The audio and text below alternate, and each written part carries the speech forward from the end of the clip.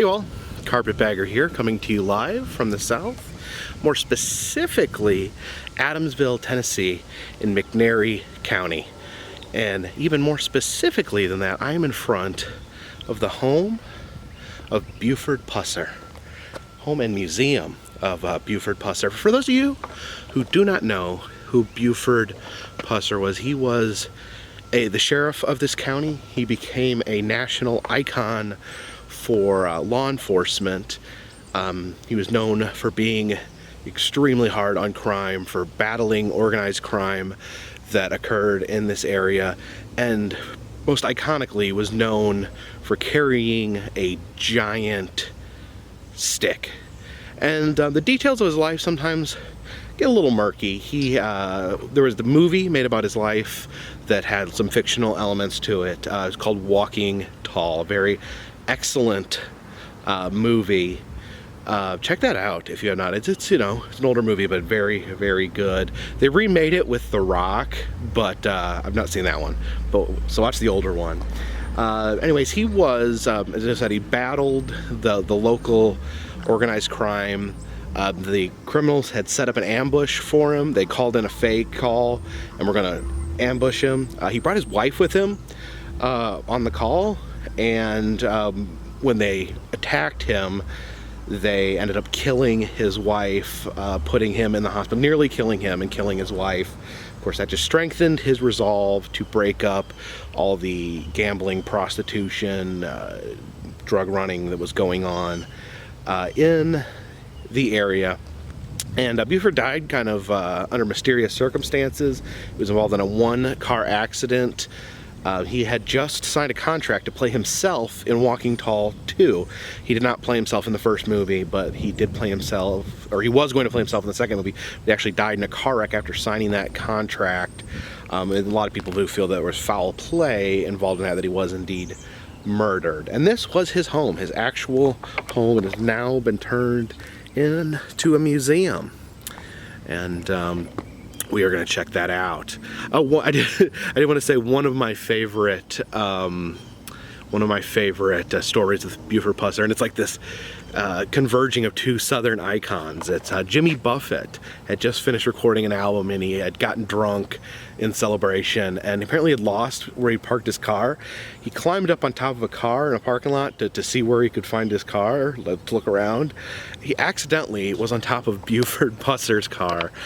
Buford saw him, grabbed Jimmy Buffett by the hair, pulled him off the car, and ripped a chunk of his hair out.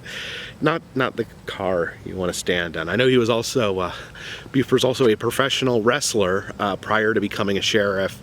And interestingly enough, like I said, The Rock played him in the movie, so that's kind of a connection to professional wrestling as well. But the professional wrestler Hacksaw Jim Duggan, who famously carried a 2x4, based that on Buford Pusser as well. So we are going to head in to the Buford Pusser Home and Museum. Follow me. Yeah, there's Buford, this iconic big stick. This is interesting, just like going up to his front door. In that case, he was fighting fire with fire. When he campaigned to clean up the area. And there it is, the big stick. It's also Billy Club and some boots. The family lost so much.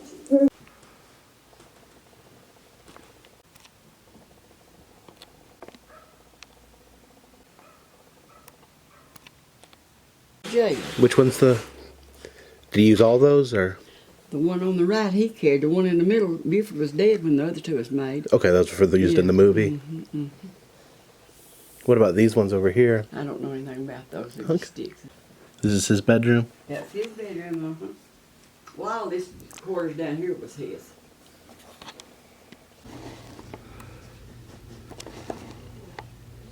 And the first black daddy in Tennessee. Oh, really? They lived for. Oh, like drugs and weapons. Mm-hmm. You can put a pin in the map where you're from if you can find room. Oh, okay.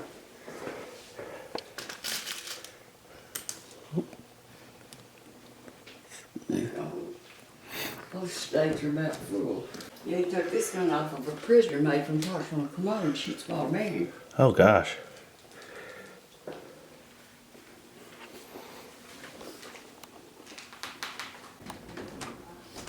Different sheriff badges from From all over the world. all over.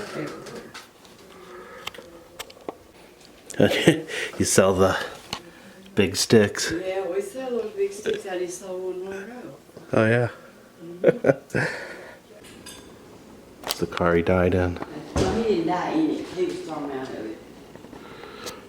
When he hit the embankment, threw him out. He didn't have a teacups on. I think I've actually this used to be in Pigeon Forge, yes. Mm-hmm. When they retired, we got it back. So you had loaned it to them, and They had it for 30 years. She didn't have any place to keep it then. yeah.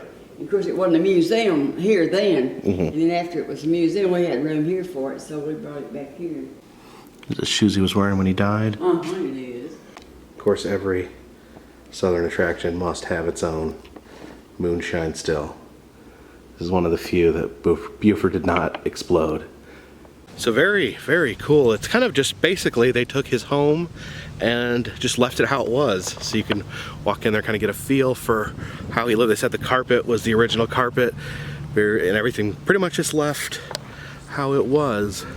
His cars in the garage, including the car that he unfortunately died in.